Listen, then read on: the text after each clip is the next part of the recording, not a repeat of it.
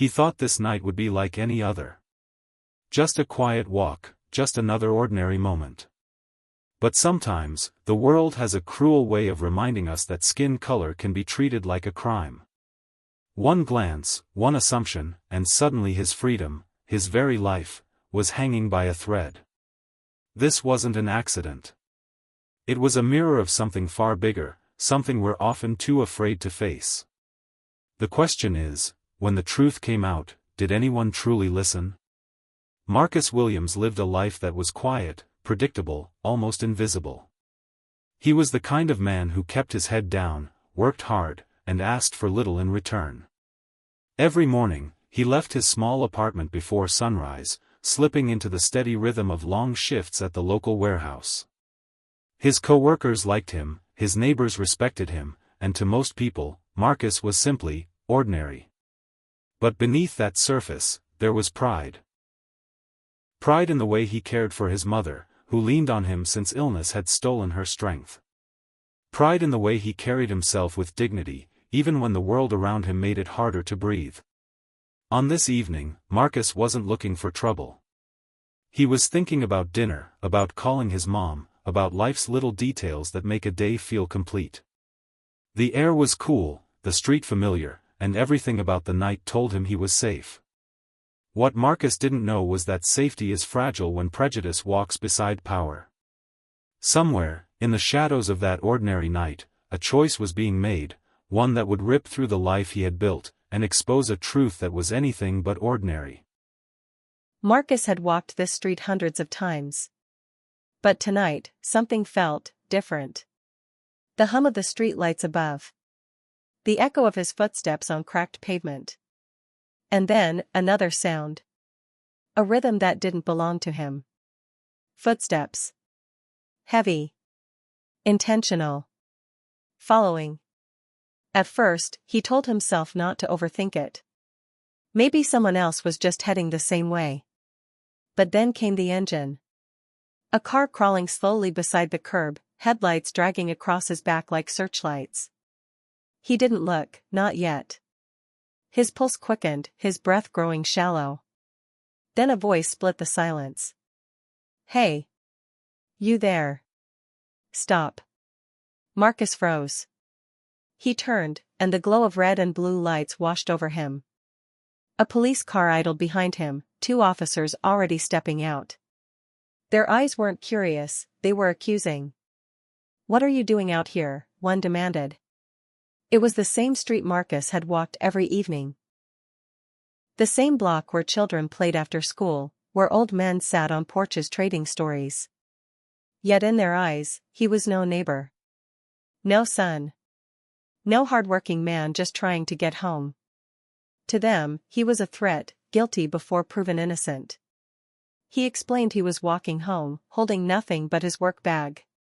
His voice steady, polite. But every word seemed to make their suspicion grow heavier, like a weight pressing down on his chest. One officer circled him slowly, eyes darting to his hands, his pockets, his skin. "You fit the description," he muttered. Marcus's stomach turned. What description? He hadn't been told. He hadn't done anything. But he knew the danger of asking too many questions. "Put your hands where we can see them," the other ordered. His hands trembled as he raised them, the strap of his bag slipping off his shoulder. In that instant, he saw one officer's hand twitch toward his weapon. Marcus's heart slammed against his ribs. Was this it? Would a simple movement, gravity itself, be the end of him?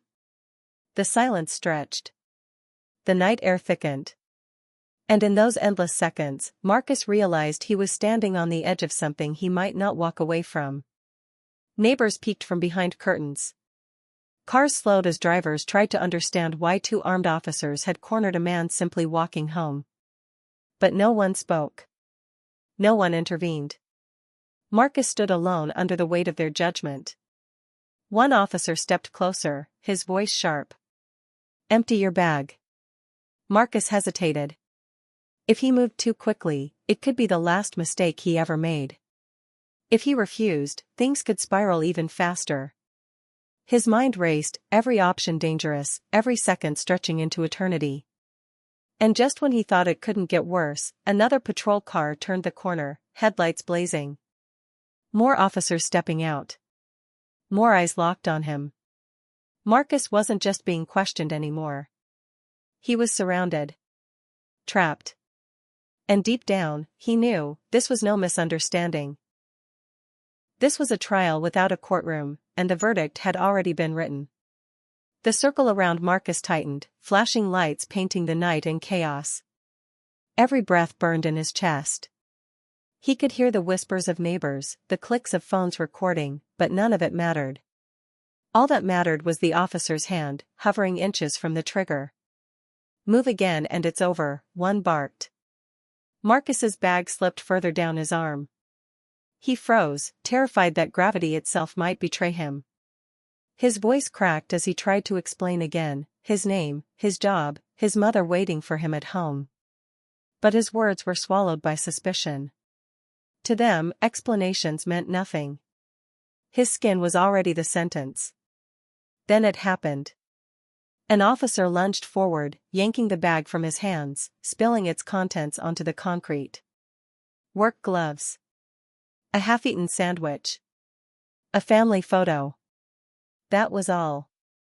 But instead of relief, laughter cut through the night. "This is it? This is what you're hiding?" Marcus felt humiliation wash over him.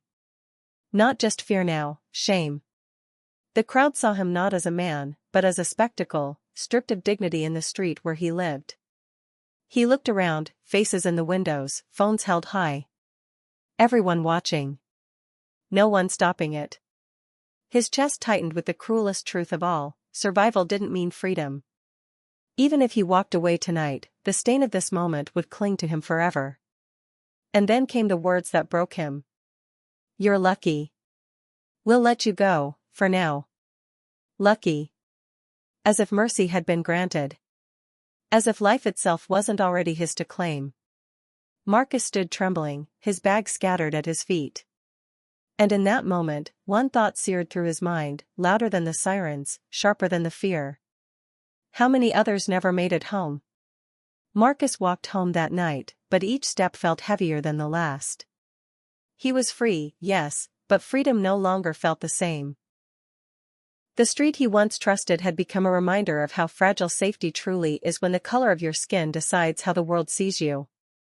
At home, his mother searched his eyes for answers, but how could he explain? How could he put into words the humiliation of being treated like a criminal in his own neighborhood? He smiled faintly, trying to protect her from the truth, but inside he was breaking. The fear would fade, maybe. But the wound of that night, the shame, the helplessness, would stay etched in his spirit. Marcus realized something chilling: he had survived, but survival came at a price. It demanded silence. It demanded that he carry this weight alone, as if his dignity were negotiable, as if his humanity were conditional. And yet, his story is not his alone. It is echoed in countless lives across the world, lives interrupted, dignity stolen, trust shattered. The same flashing lights, the same accusations, the same fear that tomorrow it might end differently. This wasn't just Marcus's walk home. It is the walk of every black man, woman, and child who has ever been forced to question whether they truly belong in a world that should have been theirs all along. So the question is not just, what happened to Marcus? The real question is, how many more times must this story be told before it finally ends?